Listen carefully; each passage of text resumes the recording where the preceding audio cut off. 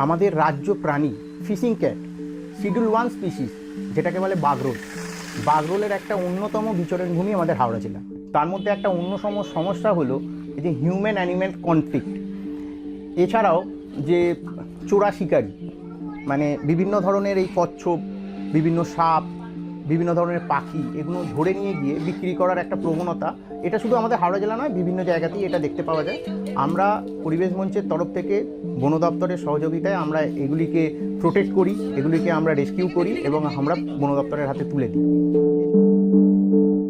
হাওড়া শব্দটা এসছে হাওর বা হাবর থেকে। হাওর বা হাবর মানে যেখানে নিচু জায়গা, যেখানে জল, কাদা, পাঁক জমে থাকে।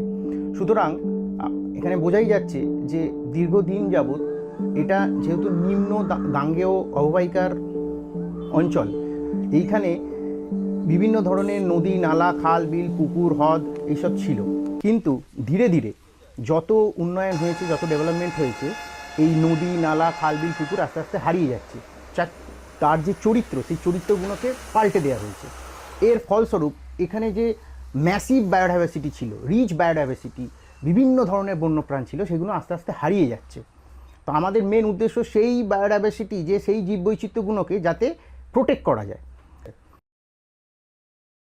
এখানে যে সমস্ত বন্যপ্রাণ উদ্ধার হয়, মানে বিশেষ করে এই বর্ষাকালে যেমন পাঙের মধ্যে সাপ টাপ যেগুলো আটকে যায়, তখন আমাদের কাছে এলাকায় যেহেতু আমরা কাজ করি, সেই হিসাবে আমাদের পরিচিতি হয়ে গেছে। তো তারা পরিবেশ মঞ্চের যে কাজ, তাদের কাছে যখন পৌঁছে যায়, তো তারা আমাদের সোর্স দিয়ে, ফোন দিয়ে আমাদের সাথে যোগাযোগ করে। তো আমরা যাই, আমাদের যারা এক্সপার্ট আছে আমরা সেখানে যাই, গিয়ে আমরা আমাদের যে সমস্ত প্রসেস আছে সেইভাবে আমরা রেস্কিউ করি। এবং জনগণকে বলা হয় যে তারা উইদাউট ট্রেনিং ছাড়া যেন তারা এগুলো রেস্কিউ না করে। এবং শুধুমাত্র আমরা রেস্কিউ করতে চলে গেলাম তা নয়, খবর পাওয়ার সাথে সাথে আমরা অলরেডি ফরেস্টকে আমরা ইনফর্ম করি এবং তাদের সাথে মতাদর্শ নিয়ে এবং তাদের সাথে পরামর্শ করে আমরা রেস্কিউ করি। রেস্কিউ করার পর দেখা গেল যে কোনো স্পিসিস বা কোনো প্রাণীর যে কোনো রকম সে ইনজিওর্ড হয়ে আছে, হয়তো আমাদের দ্বারা বা সেটা নর্মাল সে সুস্থ হতে পারবে না, প্রকৃতি যদি তাকে দিই, সে তার পক্ষে সেটা একটা ডিফিকাল্ট সিচুয়েশন হয়ে যাবে, তখন আমরা সেটা আবার বন দপ্তরের হাতে তুলে দিই। সে সেটাকে ট্রিটমেন্ট করে আবার পুনরায় রেস্কিউ করে দেয়।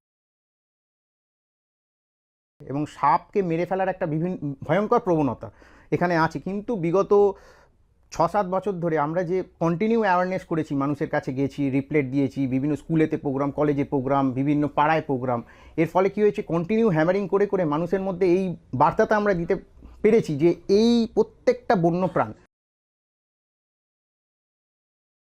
এই যে অসংখ্য বন্যপ্রাণ হু হু করে কমে যাচ্ছে, এটা শুধু আমাদের পশ্চিমবঙ্গে নয়, আমাদের হাওড়াতে নয়, বিভিন্ন জায়গাতেই। তার কারণটা হচ্ছে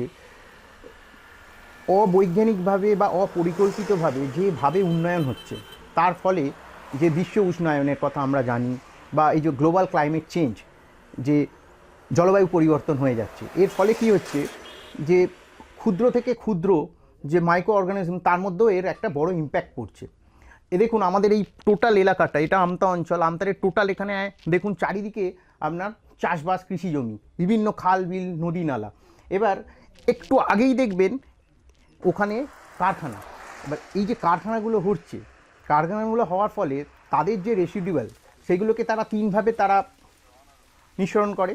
এক হচ্ছে সলিড, এক লিকুইড, এক গ্যাসীয়। এবার লিকুইডটা তারা কোথায় ডিসচার্জ করছে? তারা ডিসচার্জ করছে বিভিন্ন খালেতে।